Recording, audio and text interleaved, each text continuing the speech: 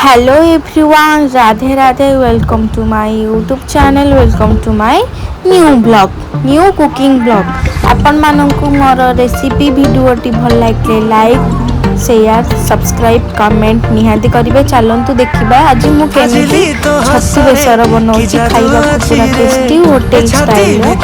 बनैबी। आपण मान संगे शेयर कर रेसिपी केमती लगुच कमेंट माध्यम मते निहाती जनइबे। मन कहूची मो पाखे रहम आलो मोर मेघ कदम्ब बढ़ानी मो मन बेग आलो मोर मेघ कदम्ब ओ आलो मोर मेघ कदम्ब तो साथे जोड़ेली भाग्य आलो मोर मेघ कदम्ब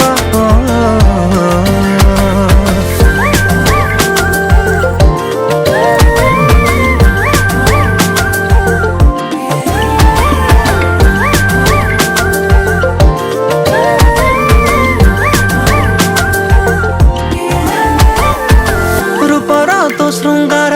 करुछि अधीर तू कौ कोणार्क मु जानी पारे ना पड़ता तू नाइले पृथ्वी मंदार तू कौ फगुणटे बुझी हुए ना आलो मोर मेघ कदम्ब बढ़ानी मो मन बेग आलो मोर मेघ कदम्ब ओ आलो मोर मेघ कदम्ब तो साथे जोड़ेली भाग्य आलो मोर मेघ कदम्ब ओ